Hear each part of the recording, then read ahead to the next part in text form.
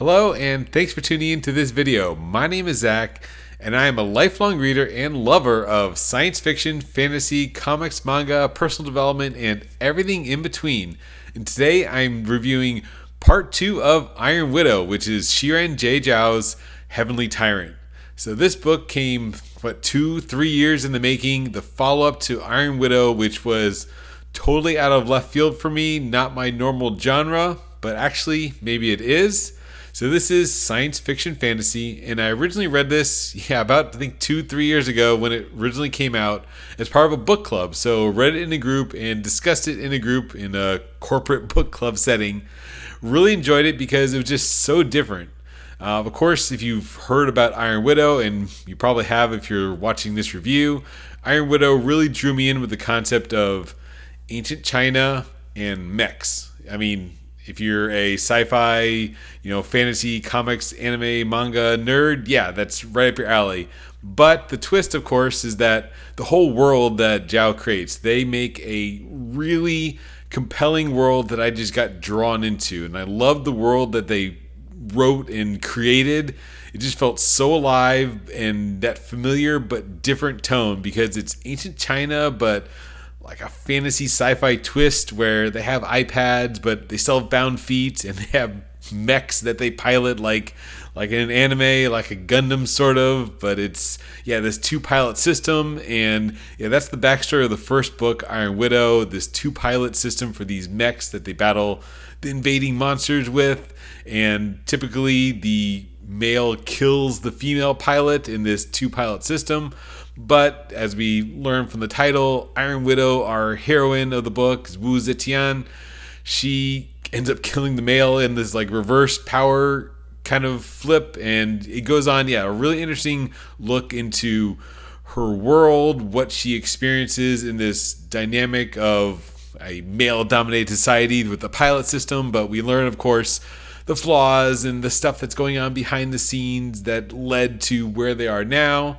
And at the end of the first book, it ends on a big cliffhanger, of course, as they wake up the Dragon Emperor, the Yellow Dragon, and the Emperor that pilots the historical, mythical mech robots, and they use that to take down the government and basically cause a revolution. So at the end of the book, we see our heroine declaring herself Empress. The Emperor just got revived after 200 years, and this big cliffhanger ending. So jumping into this book, now getting back to the present with Heavenly Tyrant, it took me a while to get back in the mood and into the world, I guess. So I like that the book really started out slow, because I honestly had forgot a lot of the finer details. I knew the larger plot elements, but it's been so long since I've been with these characters that it was good to kind of have that slow, just easing into the world, that the world for our characters totally flipped on end with this revolution happening. So now we're really dealing with the ramifications of that revolution. And that's what this book really delivers on, and probably why it's going to be divisive. So at first, and immediately after finishing this book, I was a little bit down on it. But then kind of the more I thought about it, I finished this only about 4 or 5 days ago. So I've been thinking about it every day since, until I'm recording this. But thinking about the book, I really, appreciated what the author did with the characters. That it is really a character-driven book. So in that sense, it fulfilled maybe one purpose. But going into it, I wanted to learn about the other things that happened and we learned about in the world. So I was a bit let down that it's not as action-packed and we don't really get a satisfying ending. And I think the ending really rushed, and I left on another cliffhanger. So this is going to be a trilogy now. That it delivered on some things, which is kind of the relationships, and mainly our heroine Wu Zetian. So it focuses solely on her and the Emperor and that dynamic. And what that I wanted to learn more about was this crazy world that we learned about, this ancient but futuristic cyber China. And that's what I wanted to see. I wanted to see more of the world, because in the first book we're teased about the gods, and that there's this external force that has some sort of control on the citizens of the world. And I thought that was such a cool concept. I mean, it plays into kind of classical Chinese mythology, and if you're into Xianxia novels of like ascending to a higher power, is what I kind of thought it was, that you were given hints that these gods are probably just humans or some kind of ascended beings maybe. So, is this kind of like the cultivation world where it's just humans who powered up and ascended to gods and now they're influencing our world?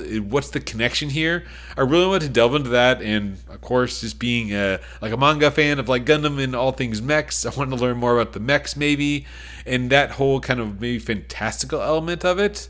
So I was kind of waiting for that to ever get around to it, and yeah, the author, they do get there eventually in like the back 20% of the book, but the first 80% of the book, and I'm talking percentage because I listened to the audiobook, so the main chunk of the novel is all about the relationship between Zetian and the Emperor. So if you like the whole three-way stuff in the three-way love romance triangle in the first book, that's not in this book really. It's just like a two-way kind of romance plot. But as I mentioned, what I kind of marinated on a bit was kind of the author, the way they portrayed the relationships, because it's a very toxic relationship that kind of develops between our two main characters.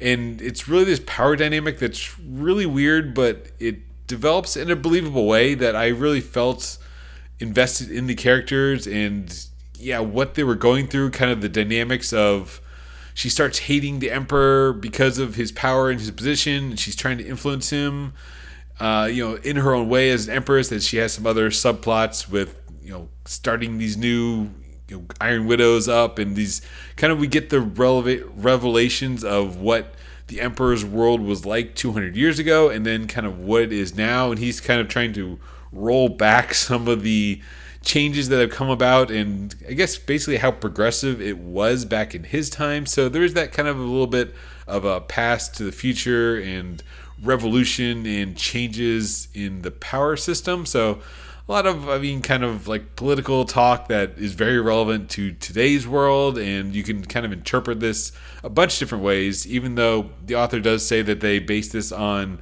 some historical events in China and older previous kind of revolutions and events in the past. So there are those parallels between the past and the present, and not just the fictional past, but the real life present. So that dynamic of the characters was, as I thought about more, it does make a lot more sense, and it was an interesting portrayal of this, toxic relationship as they kind of hate each other, but then love each other, but do they hate each other? And I thought it was just an interesting play and development of the characters, even if it didn't deliver as much as I hoped on the mechs and the larger world. So I think that's where, to me, it fell a bit short, was we finally do at the end, well, not that it fell short, because earlier on, the relationship between Zetian and the Emperor was established that they need each other to take on the gods. So we have that kind of like thread going through the novel that, okay, they do need each other to succeed in their common goal of taking down the gods. So that god thread of, the heavenly court was there, and I was like, okay, great, they're going to pay this off. But it doesn't happen until, as I said, like the last 20% of the book. So when we finally, move past some of the YA kind of smut scenes that are in the book, which weren't as subtle as the first book, so that was another maybe negative for me, that maybe just the fantasy and sci-fi I do read is a little more on the tame side, and this is that I think they call it older young adults, so it's a little bit racy, some of the sexual tensions and scenes that are described in the book. There's not that many, but they were a little bit jarring for me, just out of my genre. So fair warning, this is a little bit more, again, that personal dynamic between the two. But as I said, we finally do get at the last 20% that all these other random subplots and character-driven revolution stuff gets put aside, and okay, let's talk about the gods and the celestial court.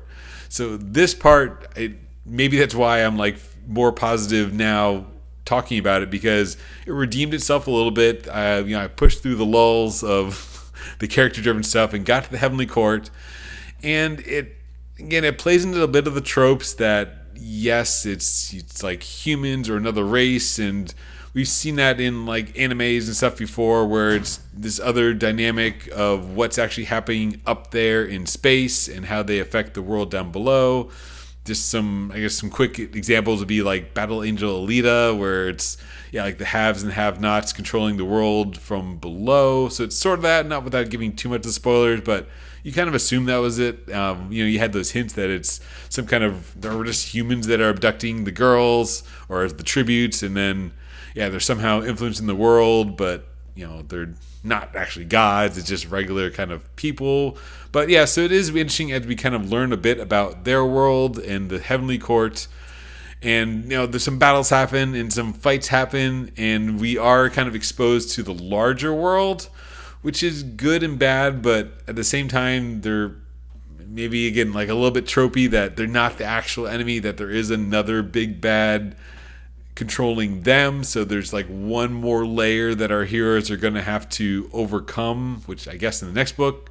And I guess it's sort of also, as I'm thinking about other, these Heavenly Courts, kind of remind you of a little bit of Gantz. So if you've seen or read, I don't know if it's in the anime, but or the movies, but the Gantz manga, where it's like that orb and there's like a mission that to go on, and it's a game, and then way later in the manga, it turns out to be like this alien world and this whole like world of giants. It really, the book brought up imagery of that, even though I read Gantz a couple of years ago now. But that's what maybe I guess was in my mind. So maybe that was kind of the author's intention, the really later stage Gantz stuff with when they go to that space planet area.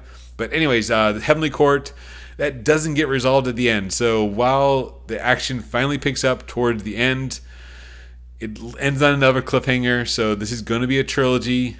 So all in all, as we kind of wrap it up in the ending and we're still on this cliffhanger, it probably brought down my review a little bit to like a 3.5 out of 5, because it dragged a bit in the middle. It has a slow start. The pace overall much slower than the first one. It just felt different than the first novel. That's still about our main heroine and kind of her struggles post the events of Iron Widow, but it wasn't as, I guess, fiery, or maybe it's because she's fiery with only one person. Her personality's still there, our heroine Tetian, so she still feels like who she is. And of course, characters evolve throughout novels. We've seen that in any series as they kind of grow within their universe. So she's, ascending to her like place as empress, but then dealing with all this political stuff about revolutions, and some of it's maybe a little bit on the nose, the revolution speeches that are always there. But I can see it because it felt real, that she was kind of accepting her position and kind of figuring out the dynamics of the world and how to wield her power and her place with this dynamic of the emperor, of the legendary emperor of the past coming back to life and dealing with like that dynamic, but then also on the relationship dynamic that she develops with the emperor. So a lot of character driven stuff, way more character driven than the first novel. Drags a bit, but it does finally pay off a little bit at the end. So all in all, this is Heavenly Tyrant, Iron Widow Book 2, 3.5 out of 5. Still an interesting read. Hesitant to pick up Book 3 now, if it's going to get different. So I think I'm going to wait for the reviews to come out of Book 3 before I do pick it up. But Iron Widow is great. I still think Iron Widow is an awesome book that you should read. Heavenly Tyrant, maybe not on my all-time recommended list, but still an interesting world and a deeper dive into characters. So if you like the characters from Iron Widow, you're going to like the characters from Heavenly Tyrant. But if you want mech action and learning about this cool world of ancient cyberpunk China, didn't really deliver on that regard. So anyways, that was my review of Heavenly Tyrant, Iron Widow Book 2. Thank you so much for watching, and have a great day.